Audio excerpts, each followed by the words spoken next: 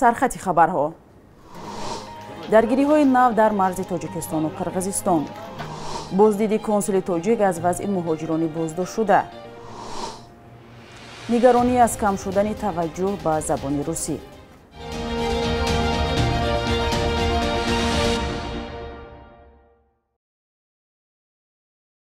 рӯз ба хайр бинандаҳои азиз, умедворам хубед. навиди бомдодиро бо охирин хабару гузоришҳо тақдиматон мекунем. имрӯз 16 сентябр аст.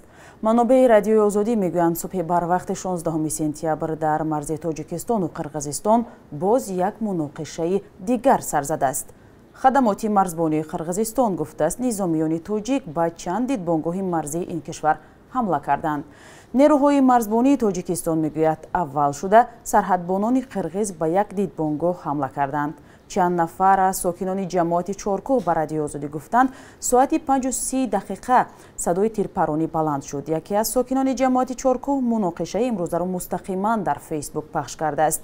хабаргузории ховар ба нақл аз маркази матбуоти нерӯҳои сарҳадии тоҷикистон хабар дод ки рӯзи 16 сентябри соли 2022 тахминан соатҳои 4:50 субҳ сарҳадбонони дидбонгоҳи сарҳадии коктоши отряди сарҳадии боткени қирғизистон аҳҷиканона бо истифода аз силоҳҳои вазнин дидбонгоҳи сарҳадии душанбеи отряди сарҳадии исфараи тоҷикистонро гулӯлаборон карданд.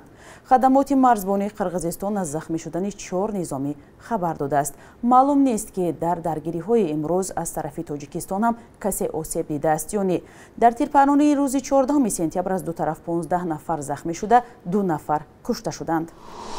консули генералии тоҷикистон дар шаҳри Санкт-Петербург баъд аз як гузориши радиои озодӣ ба дидорбинии муҳоҷиронӣ рафтааст ки дар боздоштгоҳи муваққатии Красное Село нигаҳдорӣ мешаванд. 2 ҳафта пеш як гурӯҳ аз муҳоҷирони боздоштшудаи тоҷик ба радиои озодӣ шикоят карда буданд ки бештар аз як моҳ боз дар шароити баде ҳастанд, вале касе ба додашон намерасад. онҳо ба вайрон кардани қоидаҳои будубош дар Русия муттаҳаманд. аз ин консулгарӣ ба радиои озодӣ гуфтанд Ҳомиҷон Назарӣ, консули генералии тоҷикистон ҳамроҳ бо масъулини диаспораҳои тоҷики шаҳри Санкт-Петербург ва вилояти Ленинград ба ин боздоштгоҳ рафта бо раҳбари ин муассиса ва муҳоҷирони боздоштшуда мулоқот кардааст. муҳоҷирон дар як наворе ки ба радиои озодӣ фиристода буданд аз он шикоят доштанд ки миёни онҳо як нафари бемор ва зани ҳомила низ ҳаст. аммо масъулини консулгарӣ гуфтанд дар дидор бо муҳоҷирон ин шикояти онҳо баррасӣ шудааст, вале чандон дуруст набуд. қабл аз идомаи барнома таваҷҷӯҳ кунед ба як огоҳӣ. бинандаи гиромӣ, соати пахши барномаҳои телевизионии радиои озодӣ аз рӯзи 1 октябр тағйир меёбад. аз он рӯз ба баъд навиди бомдодӣ соати 9 субҳ ба вақти душанбе ва соати 7 ба вақти Москав оғоз меёбад. лутфан ёддошт кунед ва ба дӯстонатон ҳам бирасонеду бо радиои озодӣ бимонед. донишкадаи давлатии забони русӣ ба номи Пушкин дар Москав омореро нашр кардааст ки дар 30 соли охир теъдоди талабгорони забони русӣ дар кишварҳои собиқ шӯравӣ қариб 2 баробар кам шудааст. дар ҳоле ки пажӯҳишгарон аз коҳиши таваҷҷӯҳ ба забони русӣ изҳори нигаронӣ мекунанд, коршиносон мегӯянд солҳои охир гароиши ҷавонону наврасон ба омӯзиши забонҳои дигар бештар шудааст. гузориши ҳамкорамон Амир Исоевро ҳамроҳ мебинем. таваҷҷӯҳ ва гароиши наврасону ҷавонони кишварҳои пасошӯравӣ ба забони русӣ дар 3 даҳаи охир кам шудааст. бинобар омори Институти давлатии забони русӣ ба номи Александр Сергеевич Пушкин дар 30 соли охир теъдоди талабагони забони русӣ дар кишварҳои собиқ шӯравӣ қариб 2 баробар кам шудааст. дар ин ҳамоиши маҷозӣ ки Русский дом Россотрудничества маркази илм ва фарҳанги Русия дар Душанбе санаи 13 сентябр созмон дод. масъалаи омӯзиши забони русӣ дар кишварҳои Осиёи марказӣ баҳс шуд. муҳимтарин нуқтаи видеоконференс дар бардоштани сатҳи омӯзиши забон ва бо истифода аз технологияи нави рақамӣ интерактивӣ мултимедӣ ҷалбу таваҷҷӯҳи бештари наврасон ба забони русӣ буд. албатта конференсияи имрӯза хеле зарур аст. ин марбут ба мушкилии забони русӣ дар ҳар мамлакат аст. барои он ки тавассути маҳз ҳамин забон ҷавонон фарҳанги моро дар он ҷо муаррифӣ мекунанд, ба шарофати забони русӣ моро дар амрико, чин ва аврупо мешиносанд. ҳамзамон бояд зикр кард ки давоми 10 сол омӯзиши забони русӣ дар миёни наврасон ба тадриҷ меафзояд. ин ҳам бошад дар кишварҳои Осиёи марказӣ. ӯзбекистон, қирғизистон, тоҷикистон ва озарбойҷон, ки на танҳо ба масоили демографӣ рабт дорад, балки ба системаи ҷадиди рақамӣ ва таълими рақобатпазири забони русӣ. чаро мо фарҳанги рус забони русиро наомӯзем? дар замони ҳозира тамоми наврасон, тамоми ҷавонон ва тамоми мардум ба омӯхтани забонҳои хориҷӣ хеле шавқҳаваси зиёд доранд ва аслан забонҳои хориҷӣ дар онҳо барои омӯхтани забони англисӣ бештар аст ва забони русӣ. дар ҳоле ки пажӯҳишгарон аз коҳиши таваҷҷӯҳ ба забони русӣ изҳори нигаронӣ мекунанд, коршиносон мегӯянд солҳои охир гароиши ҷавонону наврасон ба омӯзиши забонҳои дигар бештар шудааст.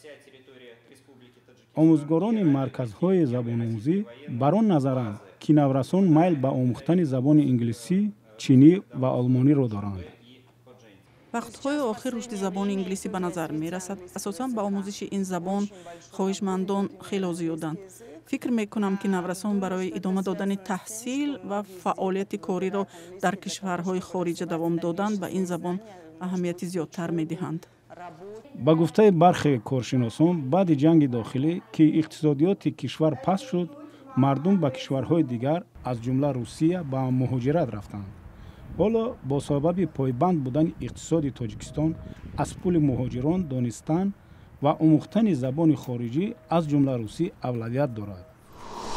мақомоти интизомии Тоҷикистон як сокини шаҳраки Шайдони ноҳияи Аштро бо иттиҳоми фурӯхтани кӯдакаш дастгир карданд.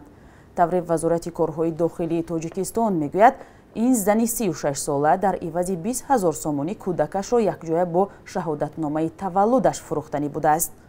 раёсати вазорати корҳои дохилии вилояти Суғд дар нашри навбатии барномаи телевизионияш хабар дод, ки милисаҳо аз қасди ин зан барои фурӯши фарзандаш хабар ёфта, ба хотири пешгирӣ аз ин амали бад ва ошкор кардани ҷиноят як харидори сунъиро ба бозӣ дароварданд.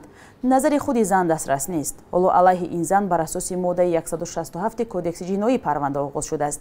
ин аллакай дуюмин мавриди ошкоршудаи фарзандфурӯшӣ дар вилояти Суғд дар камтар аз як моҳи охир аст. дар шаҳри Самарқанди Ӯзбекистон созишномаи ҳамкорӣ дар доираи тарҳи сохтмони роҳи оҳани Чин, Қирғизистон, Ӯзбекистон ба имзо расид. дар ин бора аз дастгоҳи президенти Қирғизистон хабар доданд. дар созишнома омадааст, ки кишварҳо дар якҷоягӣ ба такмили асосноксозии техникаву иқтисодии тарҳ мусоидат мекунанд.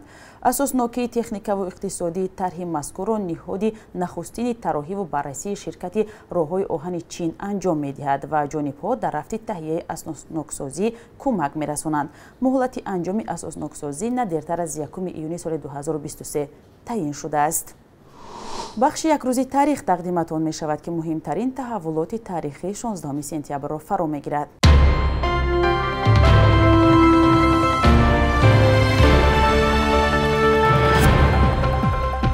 16 сентябри соли 1997 комиссияи оштии миллӣ таъсис шуд, ки ба он 13 намояндаи давлат ва мухолифон ду ҷониби ҷанги дохилии солҳои 90-уми Тоҷикистон аъзо шуданд.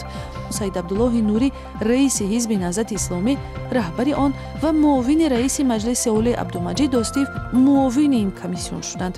таҳияи тарҳи ислоҳоти қонуни асосӣ, қонуни интихоботи маҷлиси миллӣ, назорат ва иҷрои барномаи ҳамоиши нирӯҳои мухолифон бо давлат аз корҳое буд, ки ин комиссион баъди имзои созишномаи сулҳи тоҷикон анҷом додааст. 16 сентябри соли 2008 ширкати бритониёи Ernst & Young ба аудит ё санҷиши фаъолияти Бонки Миллии Тоҷикистон шурӯъ кард. Аудит бо талаби сандуқи байналмилалии пул барпо шуд, ки дар моҳи марти соли 2008 душанберо дар додани маълумоти ғайривоқеӣ ба хотири дарёфти қарзҳои бо имтиёзи ин ниҳоди молия айбдор кард ва баъд ин сандуқи байналмилалии пул додани қарзҳои бо имтиёз ба Тоҷикистонро бас карду Тоҷикистон барои қарзгирӣ ба Чин рӯ овард. 16 сентябри соли 1937 зодрӯзи зилзилашиноси маъруфи тоҷик Собит Неъматуллоев аст. Неъматуллоев яке аз муҳаққиқони собиқадори масъалаи зилзилахез будани хоки Тоҷикистон аст ва давоми 40 сол раҳбарии пажӯҳишгоҳи зилзилашиносии Академияи илмҳои Тоҷикистонро ба дӯш дошт. Бонки Миллии Тоҷикистон қурби сомониро дар баробари асъори хориҷӣ барои имрӯз чунин таъин кардааст.